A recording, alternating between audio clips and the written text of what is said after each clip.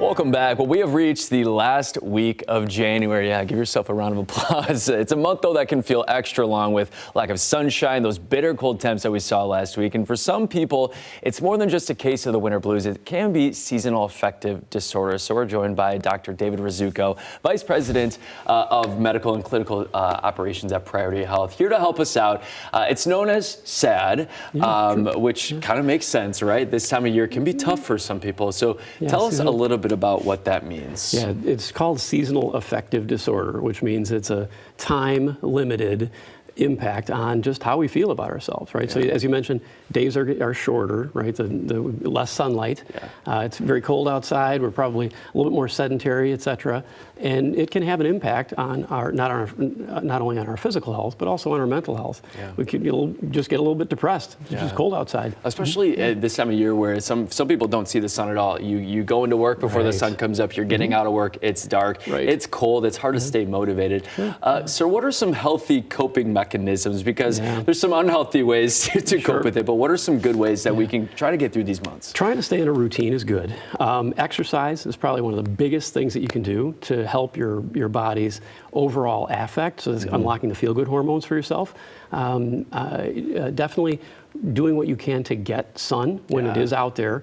There are some things that you can do in terms of self-help with purchasing a blue light, which actually mimics some of that radiant sunlight that we would get that we're actually lacking.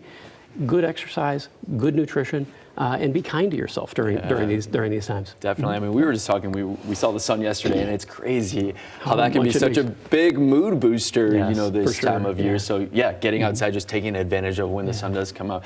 Do any like vitamin D supplements or anything? Does that help at all? Yeah, it does actually. So, and that's one of the things that the wavelengths of light are actually converting in the skin surfaces. It's making the vitamin D that you get from a standard diet. It makes it more bioavailable and allows that vitamin D to work on some of the feel-good centers of the body. So taking exogenous vitamin D, a supplement or a pill, can actually help reset the body. But if you're thinking that you might need a medication or something that you want to take as a supplement, definitely want to always seek the guidance of a clinician or a trained professional. So and similarly, for those folks that might be experiencing some of those symptoms, please reach out for help. Right, because there's a ton of help that's out there. Don't suffer in silence. And if you're noticing someone that might be not themselves or that you may think, that's the time to outreach. Don't be afraid to engage someone. You might not have all of the right things to say, but just opening that conversation up with someone.